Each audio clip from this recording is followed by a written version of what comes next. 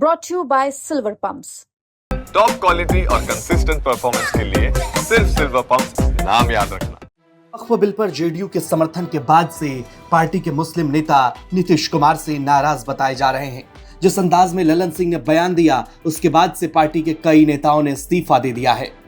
Mohammad Qasim Ansari JDU नेता जिन्होंने इस्तीफा दिया, उन्होंने पार्टी पर हमला बोला, लेकिन इसके बाद पार्टी भी तुरंत डैमेज कंट्रोल में आ गई और नीरज कुमार पार्टी और नीतीश कुमार की उपलब्धि गिनाने लगे। बिल कल हमारे पार्टी के जो केंद्रीय मंत्री है ललन बाबू, उन्होंने जिस तेवर जिस अंदाज से पसमानदा कर के बिल को पेश किया, इनके अनेकों खूबियों को बयान किया, लेकिन एक बार भी आदरणीय नीतीश कुमार जी का नाम नहीं लिया।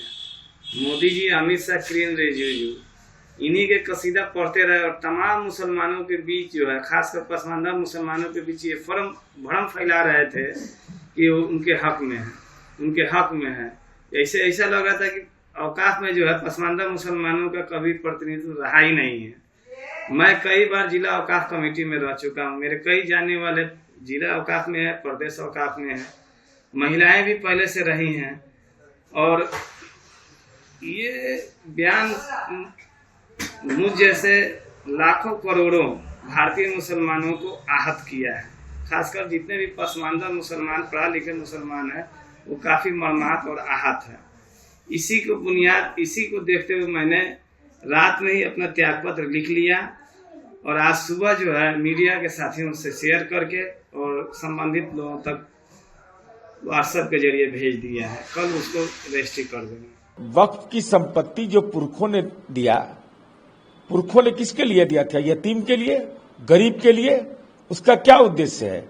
उसका उद्देश्य था कब्रिस्तान की घेराबंदी, मदरसा बनाना, अस्पताल बनाना, शैक्षणिक संस्थान बनाना। तो 8,000 कब्रिस्तान की घेराबंदी तो माननीय नीतीश कुमार जी की सरकार ने किया। तो वक्फ की संपत्ति का आय का क्या हुआ? और माननीय लालू प्रसाद जी 7 मई 2010 को आपने बयान दिया था, तो आपके बयान महत्वपूर्ण है ना, तो उस उद्देश्य का पूरा हो रहा है। तो ये भू माफिया लोग जो वक्फ की संपत्ति पर कब्जा करना चाहते हैं, मठ और मंदिर की संपत्ति पर कब्जा करना चाहते हैं, उस पर तो कानूनी हमला होना ही चाहिए।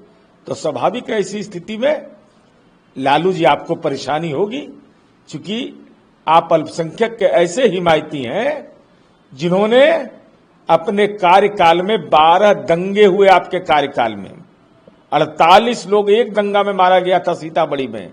बताइए क्या कार्रवाई हुई? और नीतीश कुमार जी ने वक्फ की संपत्ति का क्या विकास किया है?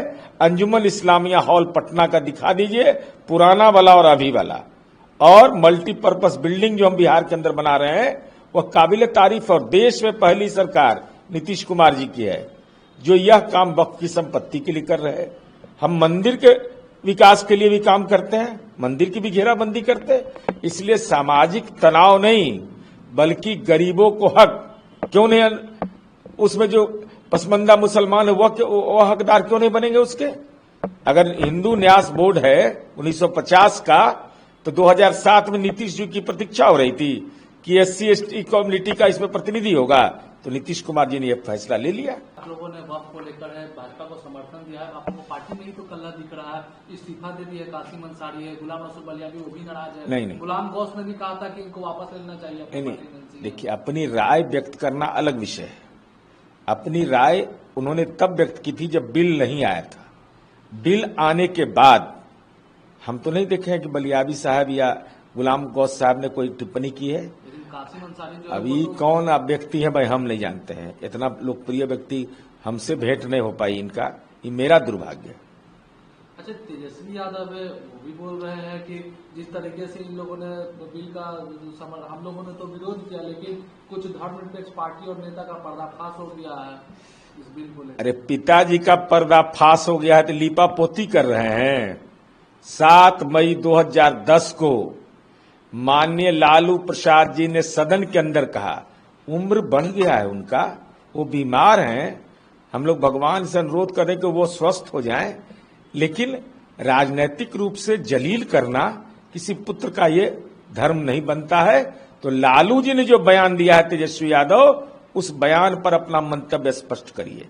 जब लालू यादव है वो भी ट्वीट करे कि संघी भाजपाई नादानों, तुम मुसलमानों की जमीन हड़पना चाहते हो, लेकिन हमने सदा वक्फ की जमीनों को बचाने के लिए कड़ा कानून बनाया था और बनवाने की मदद की थी। मुझे अफसोस है अल्पसंख्यक गरीबों, मुसलमानों और संविधान के चोट पर हमला करने वाले। तो वक्फ की संपत्ति का कब्जा किसने दिलवाया? मैं नेताओं का नाम बताऊंगा ना तो मिर्ची लग जाएगी। जिन्होंने वक्फ की संपत्ति पर कब्जा कर लिया, क्यों नहीं कब्रिस्तान की घेराबंदी हुई थी? क्यों नहीं नए मदरसे बन रहे थे? मदरसा के शिक्षकों को वेतन के लाले पड़ते थे, लाठियां चलाई जाती थी। और आप सार्वजनिक हॉस्पिटल बनना है, क्या बनाया वक्फ संपत्ति से? आपकी भूमिका क्या थी?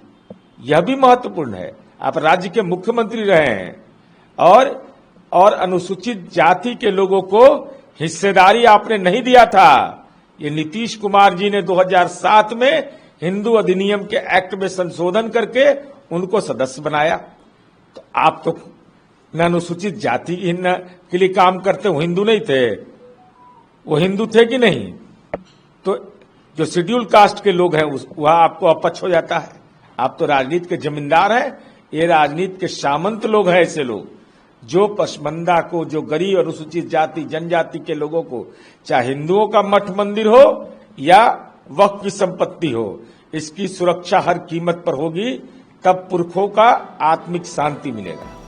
बहरहाल जेडीयू में लगातार मुस्लिम नेताओं का इस्तीफे का दौर जारी है।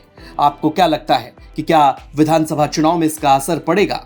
कमेंट बॉक्स में अपनी प्रतिक्रिया जरूर बताइए और बिहार की तमाम खबरों के लिए देखते रहिए बिहार तक।